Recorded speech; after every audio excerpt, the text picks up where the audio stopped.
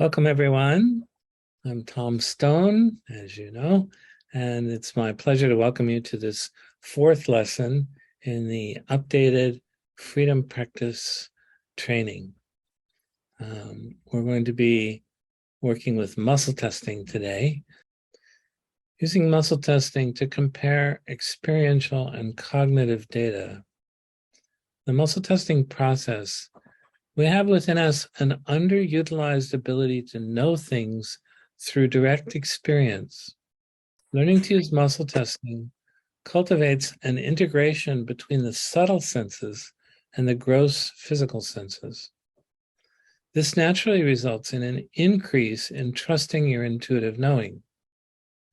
Learning and using muscle testing greatly enhances intuition and emotional competence. How it works. There's a man named Marconi, Italian guy, who invented the radio.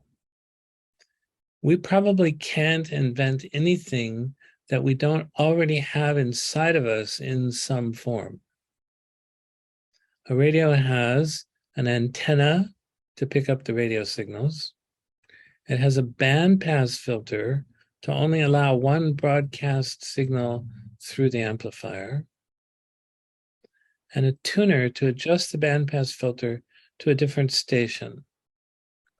It also has an amplifier to make the faint signal loud enough to hear it. And we have similar functions within us. Our internal radio consists of an antenna function, and we're picking up all the electromagnetic fields of everything around us all the time. We can feel if someone is upset, even when there's no obvious body language. We have a bandpass filter function.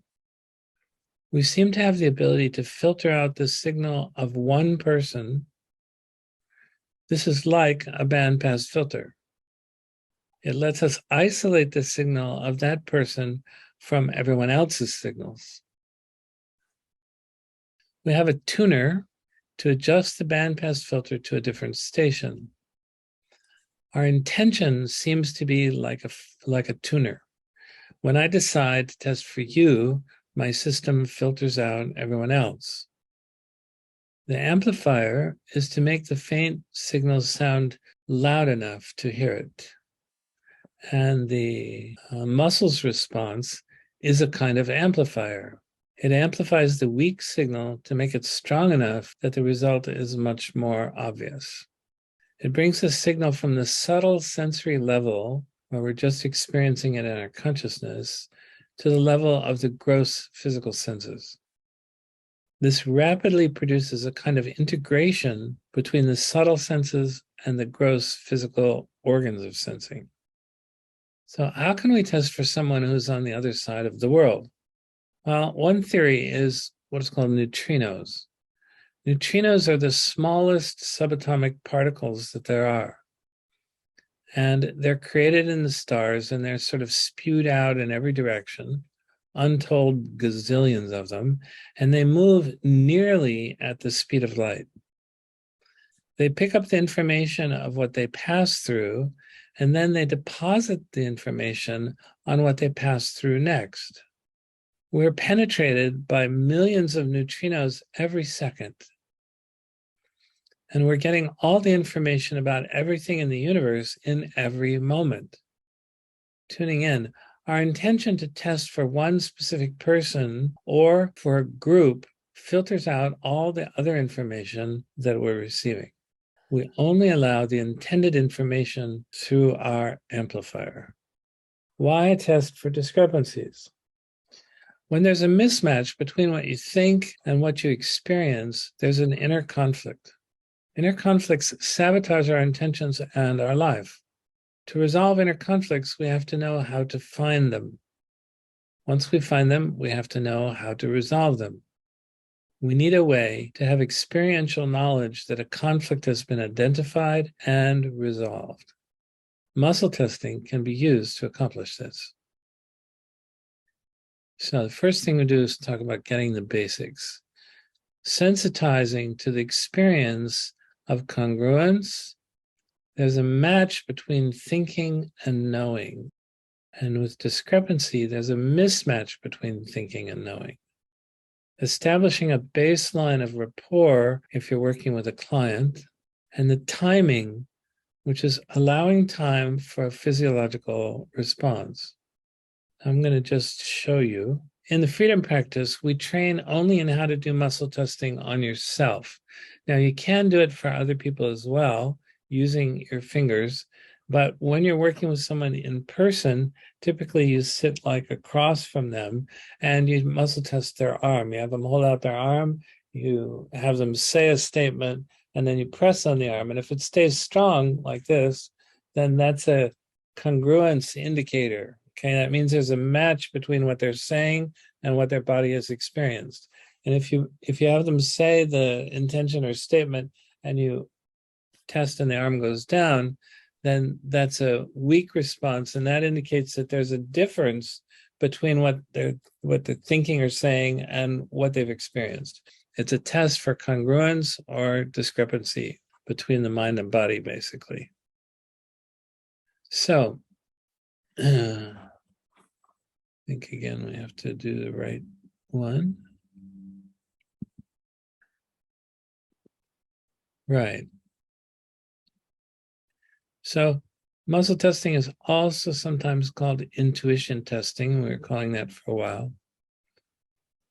And once we have these basics down of knowing that we're testing to either get congruence or discrepancy, once we've established a rapport with a client, like if we're doing it online, like we're doing this class, we can establish the rapport by having them say their name, and they say, my name is Tom, and we test and we get a yes. They say, my name is Sally, and we test and we get a no. And this starts to create a kind of linkage and communication between the person who's being muscle tested for and the person who's doing the muscle testing. And then the timing is also something important. We need to have enough time to let the signal get to the muscles and respond to them. And if we don't allow for enough time, then it's a little bit like you say, my name is Tom. See, I tested too soon. My name is Tom. But if I say my name is Tom, then I give a chance for the muscle to respond and it stays strong. If I test too soon, then I get a mistaken answer. Did you see that, Josh? Yeah, okay. All right, so back to the screen share. Yeah. So when you're testing on yourself, the important thing is to properly formulate the testing statements. And also the sequence of those statements. So that's what you need in order to be able to find the path of inquiry to find any discrepancies that might be there so that you can then resolve them using pure awareness techniques or whatever is appropriate. So assumptions are a mental construct. They don't give you accurate data about discrepancies or congruence. So what do? We always test. When in doubt, test. Even when you're not in doubt, test, okay? We have, as I mentioned in the last class, we have this one rule, only one rule in freedom practice and inner greatness optimizing, and that is test everything, muscle test everything. It's like a light switch. When the light switch is off, the circuit is open. That means that the connection between the switch and, say, a light bulb, there's no connection because the energy can't run when the circuit is open like that. So when the circuit is closed, when the switch is on, then the energy can flow and you get the light bulb goes on. So to test on yourself, one of the advantages is that it's fast. It's much faster than testing with someone's arm. And use the muscles of the fingers and hand. You've watched me do it many times. You've already learned how to do it, I think, most of you. And finding the way that works best for you. There are several different ways. I'm just going to demonstrate again. There's two-handed way, where you make a circle with one hand, and you put your finger inside the circle and you push up against the opening. And if it doesn't go through, that means you've got a match. It's a congruent, strong response of the muscle. But if it goes through, this means you have a mismatch. You've got the thinking and experiencing are not the same. Okay. There's another way, which is to do it the way I've been doing it most of the time, which is you bend the thumb a little bit and you sort of lock this muscle. Then you stick the tip of the index finger into the pad of the muscle. And when you test, you push the index finger out as if to release it. But if it doesn't release, which means the thumb muscle stays strong, that's just like the arm muscle staying strong, or like the little O staying strong. Some people do it this way, some people do it this way. Yeah. But the one that I've become the fondest of is just this one. It's very simple, easy to do. Push up against the thumb. If it doesn't go, then it's strong. If it goes, then it's weak. I used to also do it this way when I first learned. I did it with one finger on top of the other one, and strong was staying like this. Weak was staying like that. But I find this one much more relaxed and easy to do. So you find the way that works best for you. And I recommend that you both learn a one-handed way and a two-handed way. So if you're busy with some checking a list on some paperwork or something, or one hand is busy with whatever, then you can test with one hand and still get a good result. Learning to trust the results, this is an important part. And problems that are encountered when you're doing this self-testing is identifying discrepancies affecting your testing, sensing the result before you test. And we talked about this, I think, in the previous lesson, at least in the Q&A, which I'm not sure was on the recording, so we'll definitely cover it in this recording. So I'll explain this one again without the PowerPoint in just a moment. So when you think you're biasing the result, this is actually not what's happening. Something else is happening, and I'll explain it more in a moment. You let go of this notion and you test. It's just a confirmation of your experiential knowing. The side benefit of practicing self-muscle testing is this dramatically cultivates trusting your intuition.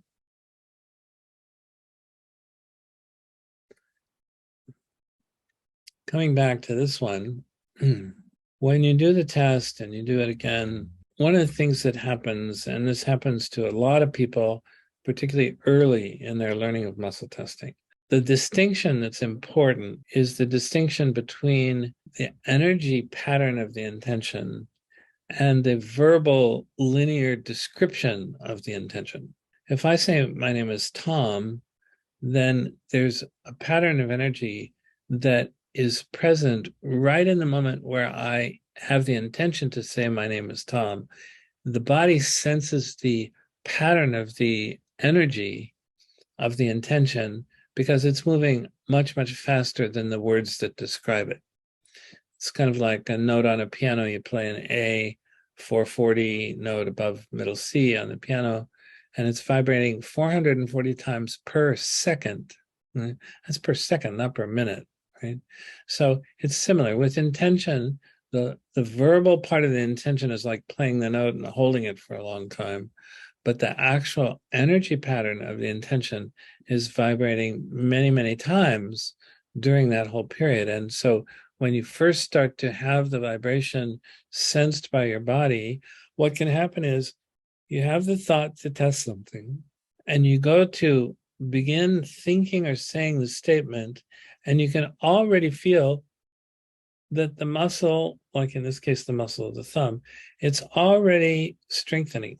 It's already tightening up to indicate that you have a congruence with what it is you're saying. Or it's not strengthening, and you can feel that if you push, it's going to go right off. And this being able to sense the energy, the body's ability to sense the energy before formulating the verbal description of the intention is something that throws many people off in the beginning. What they do is they can feel it's getting strong and they think, oh, I can't trust this. I'm biasing the result. They think they're making it be strong. But it's not like that. This is a misinterpretation of what's happening. What's actually happening is you're simply having the body start to respond to the pattern of energy of the intention rather than the verbal description. Now, why does this happen? This happens because self-muscle testing didn't used to be a very common thing. All muscle testing was done using some part of the body, like the chiropractors would do something with your legs or your feet. And other people, different systems of kinesiology, if they did it with the arm, when you test, you'd have to wait until the person said the statement. So you'd say, my name is Tom. You'd wait half a second, let the energy get to the deltoid muscles, which is what you're testing when you're doing it this way, and you push and it would be strong. Okay? And so this habit of waiting until you've said the statement and then waiting even a half second more, this has been a long-term pattern of the way people have done muscle testing when in person. But when you're doing it on yourself, it's a different story. You're not having to wait to say the intention. The body's picking up the energy of the intention immediately and starting to respond, give you a strong or weak response. Is it clear? Okay, good. Good. Yeah, this is an important one. And when you're, if you become a mentor or a teacher of this work, you're going to want to know this kind of thing because this comes up very frequently, particularly in the beginning for people. So the next topic is incorporating intuition testing or muscle testing into your life. We're going to talk about this distinction between intuition testing and decision making. We're only checking for whether there's a discrepancy or congruence between the mind and the body. We're not making decisions when you're not clear about what to do. It's not for that. So don't try and use muscle testing to shortcut the decision-making process. Don't try to circumvent the need to wait for clarity. You'll be fooling yourself because you'll get an answer and you'll think that it's right.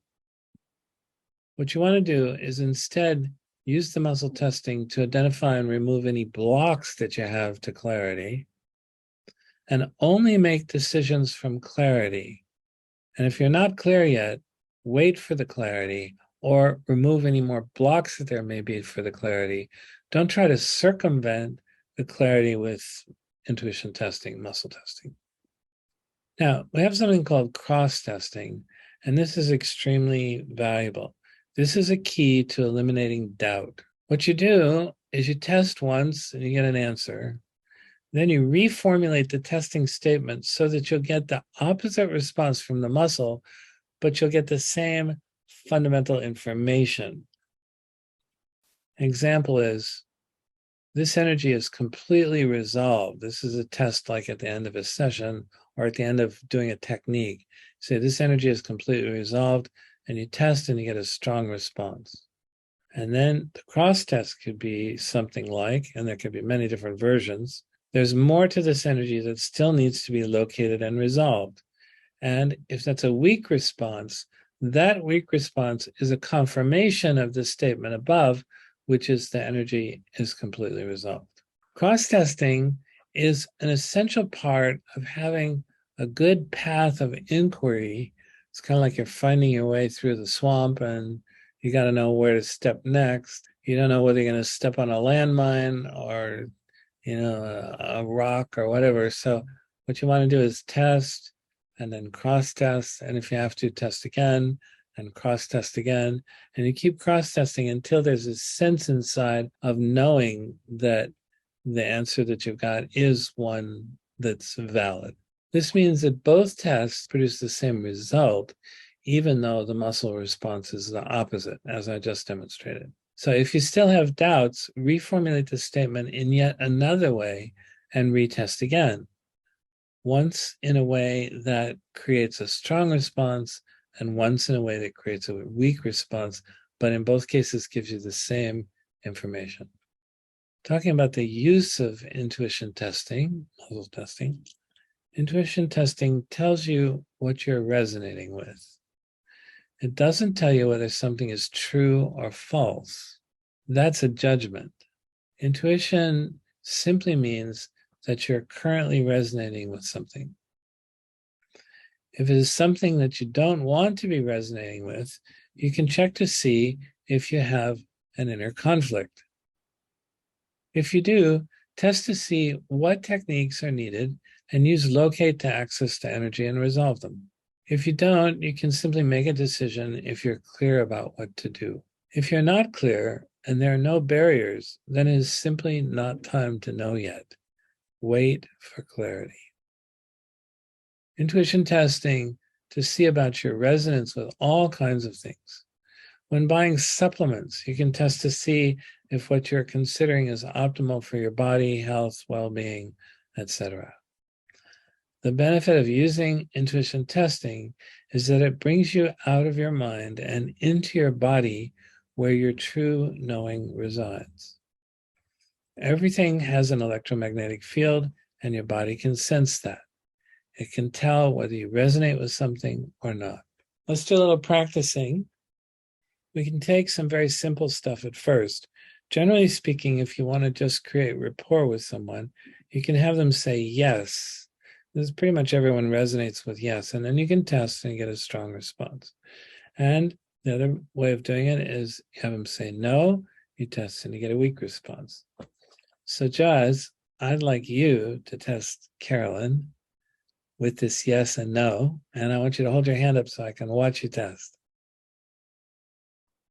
Okay, so then Carolyn says yes, and then I have to test. That's right. Yeah, all right. So you have to instruct people. Yeah, okay. So Carolyn, please say yes. There you go. Yes. Strong. Good. Okay. And the cross test. Yeah, so now please say no. No. Right. Yeah. So and how's it feel, Jaz? Does it feel pretty easy to get the distinction? Yeah, it is noticeable, but I also had a question about this, so maybe I could ask it now. Perfect. Because what I notice is that sometimes I get a very clear and strong response, and sometimes I get a very clear, weak response, but sometimes I also get a strong-ish response or a weak-ish response. And I don't really know why that is. Often it's still clear enough to see it, but it also confuses me a bit. Right. So the important thing to understand in this regard is that what we're doing is we're using our muscles in a new way that we haven't been used to using them before. And that's we're using them as a methodology for comparing our cognitive and our experiential data. And what that means is that when we're going to make that comparison, we have to formulate that which we're testing in a way that will give us a true read on whether there's a congruence or a discrepancy between what we're thinking, saying, and what we're experiencing. Now, sometimes the formulating of the intention is not clear enough. And when it's not clear enough, then the test for the congruence or discrepancy will be, it'll have some element of doubt in it. It could have, yeah. And when that's the case, then you'll get this kind of, is it really strong? Is it really weak? You'll get some doubt about the actual experiential part. And so when you get that doubt, that's the perfect time to cross-test, making sure that the cross-testing statements are very well, clearly, simply formulated. Yeah.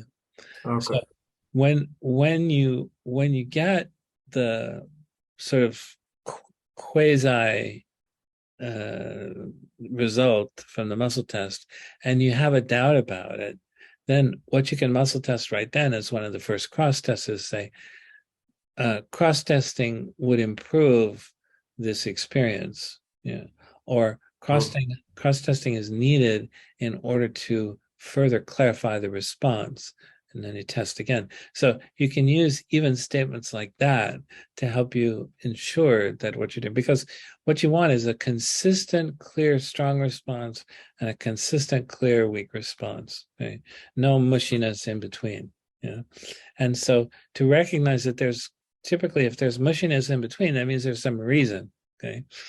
And primarily, it's not that you've got suddenly some disease in your fingers.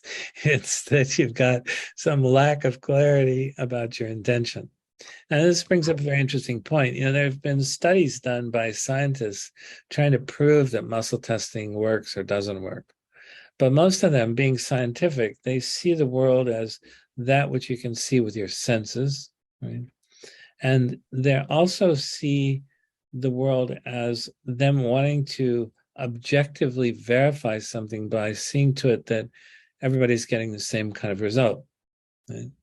Now, the problem with this scientific research is that muscle testing is not a science, it's an art, right?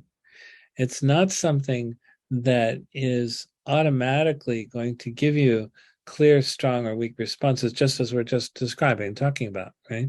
Yeah. So to do a study, if the designer of the study has the intention to disprove that muscle testing is reliable, guess what? That's what he's going to get.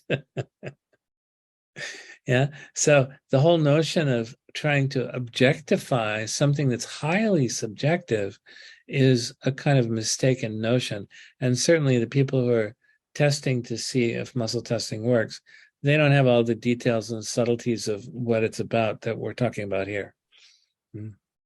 They just see it being done and say, oh, that's ridiculous, because they're coming from a objective scientific mindset.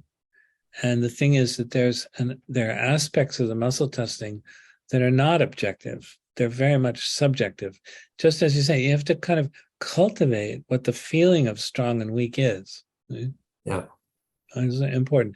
And the whole cross-testing concept is to help to avoid falling into the trap of thinking in the wrong way, okay? Of thinking about it in the wrong way. Because if you have doubts, you're going to get doubtful muscle testing results. But if you're really clear about your intention and you have no doubts about it, and you also do the cross testing is a kind of doubt obliterator.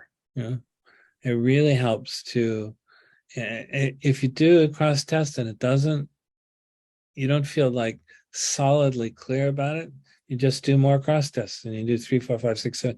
You can do a whole bunch of cross tests until, okay, all right, already it's working. Okay, yeah. Could it also have to do with timing? I was thinking maybe that could also be a factor. Absolutely. And of course, well, you can kind of test for that as long as you get the timing of that test okay. Yeah, otherwise you're just downward the spiral. Yeah, you just get the feel for the timing. It doesn't take long for the muscle to respond when you're doing the self-test. I say, my name is Tom, and I press. And the wait is like a fraction of a second, but there is a little bit of a wait just to allow time for the nerve impulse to get down the nerve to the muscles and allow the contraction of the muscle to take place. Yeah. So okay. the way to get the right timing is to experiment with it until you know, oh yeah, I got the timing down. Okay. Yeah. And then of course you can always test. It could even be better. Good questions. Great. Okay, thanks. Yeah, sure. Any other questions about the doing of the muscle testing?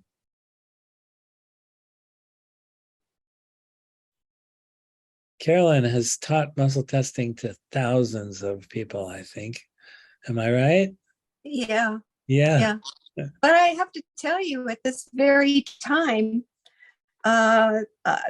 things are happening. So I wanted to share it with you. I'm just getting constant ons. So I can say my name is Tom and it's strong, and I can say my name is Carolyn and it's strong. And so I'm watching this happen to this process, and I'm just going back in my past. What I learned was sometimes it's the instrument, and you drink water so that your electrical system is open, or you do cross crawls so that your left, right, back, front brain is operating, or you can hold different points in your body to have the instrument's energy flow correct itself. So I did that, and then it helped me to work on the instrument. Okay, and did it solve the problem completely or only partially? No, I can, that's what I do. When I do my work, I'll just say, give me a yes, and I'll muscle check, give me a no, and I'll muscle check. And if at that point my instrument is giving me wonky, um, if they're both yes, they're both strong or they're both weak, then I just do my little energetics or water or whatever to work with my instrument. So That's a really that, good point. So this thing about drinking water, I've learned this too. Actually, Carolyn and I learned muscle testing from the same teacher, different courses, but from the same teacher years ago. And this drinking water or doing what are called cross crawls, which is a kind of little exercise where you reach over with your arm and leg and you have them cross and touch, and then you reach the other way and cross and touch. And what that does apparently is it kind of syncs up the hemispheres of the brain to do that. So there are a number of little techniques that can be done to fix the muscle testing if it's not working. And I had the intention many years ago to have a kind of sequestered part of muscle testing that will always work, even to use it to help solve muscle testing problems. uh-huh. Kind of interesting, like a kind of one of those sort of always on programs on the computer where it's always working, so Sure. yeah, so there are some things like that that can be done. They're useful. The key thing is there's a concept about not using muscle testing to make decisions. You want to make decisions from clarity, and if you're not clear, it means either there's some barriers to clarity or it's not time to know yet. So if I say I have barriers to clarity, I get a no. I say I just need to wait for the clarity because it's not time to know yet. I get a yes. That's a really good cross test. Mm-hmm. Because now I know I just need to wait. I don't need to go drink water or do something like that. Cross testing is the key to having muscle testing be reliable. And you can see that you need to be able to subjectively formulate the cross test statement so that it really does do its job of confirming the other information by getting the opposite response. There's a concept of a path of inquiry, which I mentioned in the PPT. And the path of inquiry means you make one test, and based on that test, you can then go in a particular direction.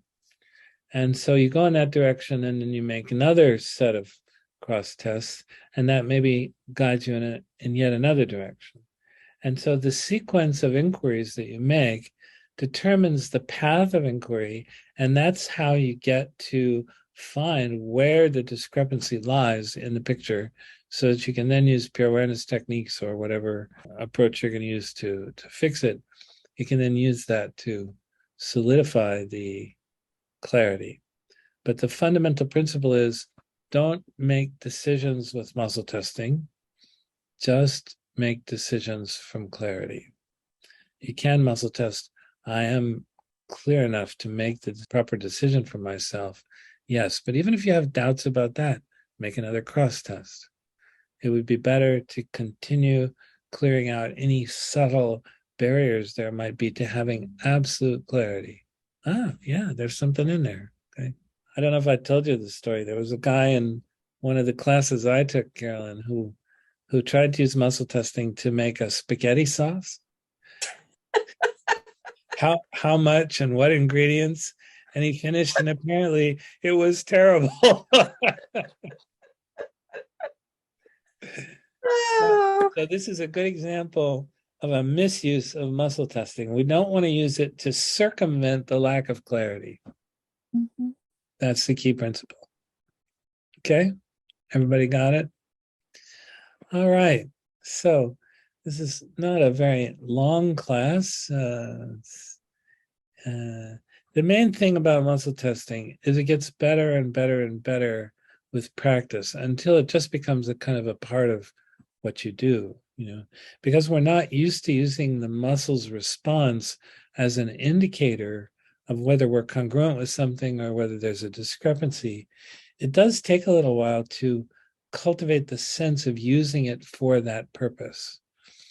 And it does get better over time. I remember when I first learned it this way, and also this way. And I could do the one-handed, I could do the two-handed one pretty quickly, but it took me about a month to get this one to work. But when I shifted over to this, now it's like I just mainly teach it this way now because people seem to find this the easiest way. So there we go. Any further questions or comments? Yeah, I have two more questions. Go for it. One was, why should you also test when you're not in doubt? Because I can imagine first you're just completely run by ego assumptions, and then it is sort of a level up to use the intuition test in the muscle testing. But then you could also argue that at a certain point you get to a place where your intuition and your sensitivity is so refined that you don't even need to do this kind of thing anymore because you just directly know. You're absolutely right. Okay. But this then becomes a way that you communicate what you're doing with your client if you're working with a client. But for yourself, I mean, we do have it's both old and new. We have a system called waveform optimizing, which is where we use the muscle testing to identify the shape of the waveform of some pattern of energy. And the way it's done is by testing for the frequency and then testing for the relative amplitude of some number of harmonics, maybe a dozen harmonics. And when you plug those numbers into this elaborate spreadsheet, it actually graphs the form of the wave.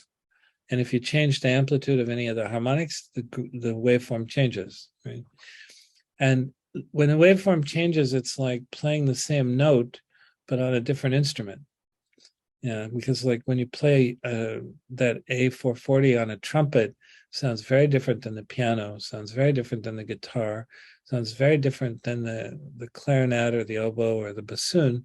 But each of those instruments is playing the same fundamental frequency. What's different is the harmonic content is different. So we now have a whole system called waveform optimizing. It's one of the advanced trainings, and it's pretty incredible because you can get to the form of the wave. It even calculates how many of them are going to happen when you're sitting there for 2 minutes, just letting the body cancel out the waveform or strengthen it, whichever it's doing. So at some point in the future, you'll be delighted to take this advanced training called waveform optimizing. It goes even much deeper into what we're doing. Great. Good. Any other questions? Yeah, you said you had two. What's the other question? Yeah. So the other one was, you said when we talked about the science that the muscle testing has some subjective element to it. So that's tricky scientifically to test. And I was thinking, on the other hand, you also talk about electromagnetism and neutrinos. So you're trying to sort of place it in a physical physics way. Scientific, yeah. So I was wondering, do you have any literature about that sort of tries to understand energy and subtle perception and those things, maybe also muscle testing, tries to combine it with sort of modern physics and our modern scientific understanding? I don't have something specifically like that, although it's a very good idea. The tricky part of presenting something like that is that because there does seem to be some significant, let me say it this way. If you make a statement like in words, okay, and Carolyn makes the same statement in words, even though the words are the same, there's probably going to be subtle differences to what you mean and what she means, because she's got a whole life experience that's different than yours. Mm-hmm. Yeah. And that life experience kind of taints or colors the real intention that the words are attempting to describe. So one of the beauties of this waveform optimizing is you don't have to describe the waveform with words. You can describe it mathematically. So that makes it actually more scientific in a sense. It makes it more precise because you're just testing for the pattern of the energy of the intention, not for a linear, verbal, very possibly inadequate description of the waveform. Is that helpful? So for example, with this waveform, you say there's a pattern of energy. And now I was wondering, how should I understand this in scientific terms? What do you mean with energy exactly? Do you have any books about that or ideas? So here's one I did on myself. I don't know if it was this morning or yesterday. Yeah, I think it was last night. I was coming down with a slight sore throat. And I decided to do waveform optimizing to cancel out the energy of whatever it was that was causing a sore throat. Maybe it was the beginning of some bacteria or virus or something like that. So I first muscle tested the frequency. Oh, let me see. I don't think you can see the screen. No. Yeah, I'm going to do a screen share so you can see this because it's kind of cool. So this is a spreadsheet that you can plug in the data and it graphs the waveform. The one on the top is the waveform of whatever it is you're testing for. The one on the bottom is the calculated perfect mirror image of it. You can see the crest here and the trough here are perfectly opposed. Okay? And so if you create this waveform and you put it together with this one, they're going to cancel each other out. Make sense? This works just like a noise canceling headset. Right? So first I found the frequency, then I muscle tested the relative amplitude, which are like fractions of the amplitude. Whatever the amplitude is, we don't have to find the decibels, okay? We can just call whatever the amplitude is 1, and then the harmonics will tend to be, there'll almost always be some fraction of that. Sometimes the harmonics can be stronger than the fundamental, like bells can have harmonics that are louder than the fundamental frequency, things like that. So in any case, muscle test for each of these values, and you get very fast at it. You get so fast that you don't have to even muscle test. You just say the intuitive number, like the 0.5, and you just know from doing gazillion muscle tests, you just know that that's right. You don't even have to test. This is partial answer to your earlier question. So then what happens is it has other aspects to it, which I won't go into in depth because this is not a class for that. But what happens is you get to the point where you can, it incorporates homeopathy, it incorporates some stuff from 5-element theory from Chinese medicine. It's a very comprehensive program. In any case, you create the mirror image of the problem and it goes away. And if you don't want to create the problem, you want to just strengthen something that's good, then you ignore the bottom line and you just have this test be for finding the energy that you're going to amplify. And then you do whatever pure awareness techniques are needed to allow that to actually occur. So at some point, you may have... So then what is energy? You have this wave. I mean, when you have sound, you have a wave form in air, right? Now you say this is a pattern of energy that this waveform is expressing, but what do you think energy is? Probably an electromagnetic field. Okay. Because everything has an electromagnetic field that radiates out from it and creates a field. So if we're testing something in the body, it's probably not a sound, although a sound might be a healing technique we would use to change it. That's possible. But the energy itself is probably of a cell or of a pathogen or a toxin. So basically, that's the story with muscle testing. Hope you enjoyed it. And the main thing that you need to do with this is practice makes perfect. The next class is going to be a class on removing any primal kind of barriers that people have to being able to trust themselves. Because you have to trust yourself in order to trust your muscle testing. Okay?